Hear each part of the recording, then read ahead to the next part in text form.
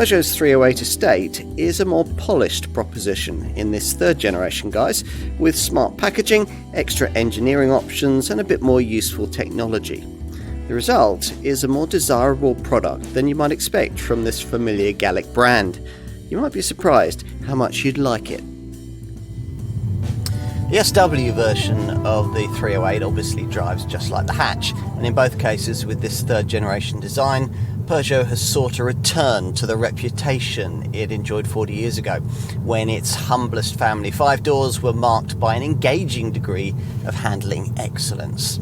Sure enough, the unusual iCockpit dash design that sees you peering above a small low-set steering wheel at a slick-looking virtual dial pack suggests a welcome level of potential drive engagement, which turns out to be largely realised, thanks to well-judged firm-style damping, plenty of cornering traction and decent body control. Under the bonnet there's a mix of something old and something new. Familiarity comes in the form of the expected Stellantis Group conventional petrol unit, an updated version of the marque's usual PureTech 3-cylinder 1.2 litre power plant, available here only with 130 horsepower. The brand is also still offering its usual 1.5 litre Blue HDI diesel in 130 horsepower form.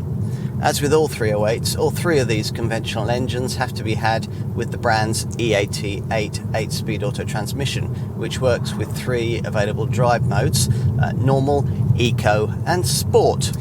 As for what's new, well, inevitably it's electrified. There are two petrol plug-in hybrid units, starting with the hybrid 180 model, which combines a 150 horsepower PureTech petrol engine with a 109 horsepower electric motor and a 12.4 kilowatt-hour battery that's smaller than that in the equivalent 3008 SUV, but is still large enough to take the car up to 44 miles between charges. A similar range, up to 40 miles, is possible from the alternative hybrid 225 variant we're trying here, which combines a 180 horsepower petrol engine with the same 109 horsepower electric motor for a maximum combined power output of 225 horsepower. PHEV 308 SW motoring comes with its own three distinct driving modes, but in reality you'll almost always use only one of them, hybrid, which optimises alternation of electric and internal combustion power.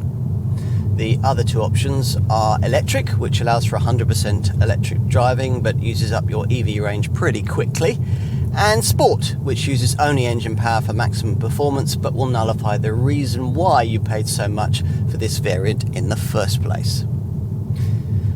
Now, the last powertrain option is the full electric E308SW variant. This uses a 54 kilowatt-hour battery incorporating a sophisticated chemical composition, which makes possible a 248-mile range figure.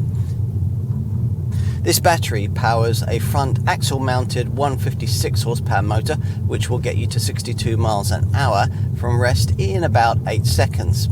There are no steering wheel paddles to alter brake regeneration, but Peugeot does provide a selectable brake button, which ups energy harvesting to the point where you'll hardly ever need to use the actual brake pedal when you come off the throttle. What about autonomous drive technology across the 308 SW range?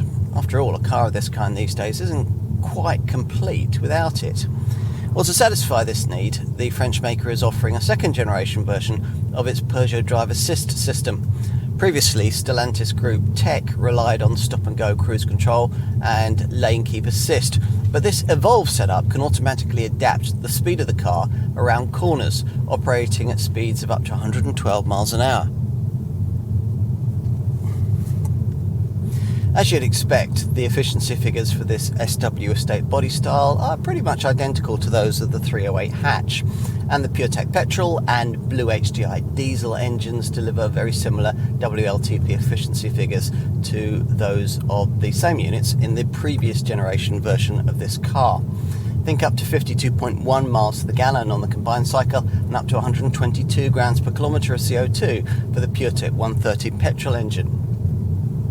Those stats are very competitive and in some cases better than those of mild hybrid engined rivals in this segment. If you're interested in the black pump fueled model, you're looking at up to 65.3 miles to the gallon and up to 113 grams per kilometre of CO2. That's for the 1.5 litre Blue HDI 130 diesel. What about the two plug-in hybrid variants, the Hybrid 180 and this Hybrid 225? Well, as we mentioned in our driving experience section, up to 44 miles of WLTP rated battery running is claimed for the Hybrid 180 and up to 40 miles for this Hybrid 225 variant. The Hybrid 180 has a combined cycle fuel rating of up to 281.1 miles to the gallon and 23 grams per kilometre of CO2. For the Hybrid 225, the figures are up to 266.2 miles to the gallon and 24 grams per kilometre. Finally, insurance groups across the 308 SW range. Both the 1.2 litre PureTech and 1.5 litre Blue HDI diesel models rate between Group 19E and 21E. For the Hybrid 180, it's between Group 26E and 28E. It's between Group 29E and 30E for this Hybrid 225.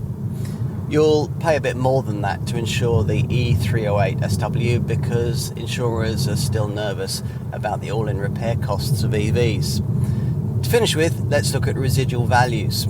A 308 SW with typical Lure premium spec and the PureTech 130 petrol engine will retain 50.3% after the usual 3-year, 30,000 mile ownership period. Most would probably agree with us that the SW version of this third generation 308 is a rather sleeker and more cohesive piece of design than its hatch showroom stablemate.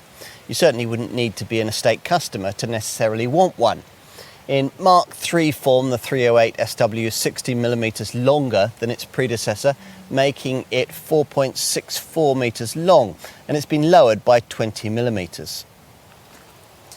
There's a longer looking bonnet and a lower looking nose bearing the latest rather different Peugeot badge on its grille.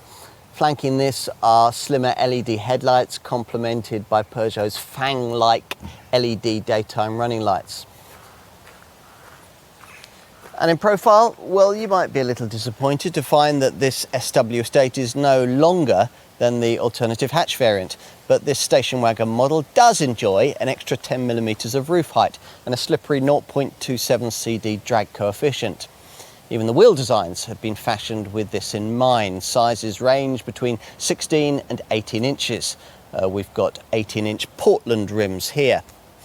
The GT variant is distinguished by extended lower body sills and front wing lion emblem badging.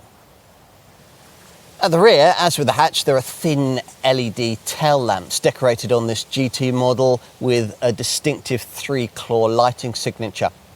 Peugeot wants this car to be seen as sporty, so there's this elongated roof spoiler and diffuser-like lower bumper treatment. Under the skin lies a further third evolution of the EMP2 platform that undergirded this model's predecessor. The changes necessary to allow for the introduction of electrified power plants. So, all change outside. Will things be equally avant-garde in the cabin?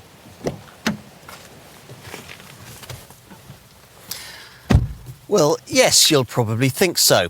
Everything's very in your face and angular. Virtually everything you touch feels tactile and of high quality, particularly in this top spec model marked out by green stitching and Alcantara trimming. The first thing that you're going to have to decide is whether you can get on with the distinctive iCockpit dash design with its tiny steering wheel, above which, rather than through which, you're supposed to view the instruments. The little gauges that you view, now of the virtual variety, displayed on a 10-inch screen are unusual too, but all the information shown is clear and easy to assimilate, and the screen layout gets clever 3D graphics. The central monitor is also 10 inches in size, but is deeper and more informative, underscored by a row of what Peugeot calls iToggle switches. Lumbar adjustment comes as standard for the beautifully upholstered seats, and with the exception of restricted rear three-quarter vision, the ergonomics are fine, and build quality from the French Mulhouse factory is difficult to fault. Right, time to take a look in the rear. That extra roof height that we mentioned earlier makes it a touch easier to get in. As at the front though, classy finishing makes up for much. The way the interior part of this centre armrest is trimmed, for example, is a far cry from the mediocre class norm. There are 2 cup holders and a pen tray here, plus the reasonably sized door bins have bottle holders. Coat hooks have been forgotten on the overhead grab handles, but there are beady little LED reading lights above each one, and there's a centre small cubby with twin USB-A ports and twin vents just above. Finally, let's take a look out back. Now, on most models you'll have to raise this tailgate yourself. Here we've got it electrically powered, and once it's up, owners of the previous generation model might be disappointed to find that carriage capacity has fallen by 52 litres this time round to 608 litres with the conventionally engined models, though that's still very class competitive. There are netted areas to the left and to the right. You get a 12-volt socket and a light on the right, plus the usual bag hooks and 4 tie-down points. There's not much room for anything much in the compartmentalised space below the cargo floor, so there's nowhere to store the tonneau cover when it's not in use. And if you specified this roll-up partition net, there'll be no underfloor space to store that either. Still, at least Peugeot hasn't forgotten to add cargo sidewall seat retraction catches. This car gets a flexible 40-20-40 rear backrest split so that longer things like skis can be slid between a couple of rear-seated folk. Items of up to 1.85 metres long can be accommodated. Flatten the rear bench with the sidewall catches, and up to 1,634 litres of space is available with the conventionally engined models and with the E308 SW. It's 1,574 litres with this plug-in hybrid. The Peugeot 308 SW is that rarest of things, a compact estate with genuine style. The asking prices are a little higher than we'd like, but aside from that there aren't too many caveats, apart from the fact that luggage space has fallen, a victim of those more swept back looks. This SW is still quite a spacious thing though, and residual values look to be firming up nicely for this 3rd generation 308 too. You have to spend premium brand money to get the really premium brand feel that we have here, but if you can, the end result feels very nice indeed. You might call it a classier statement of intent on Peugeot's part, and we wouldn't disagree.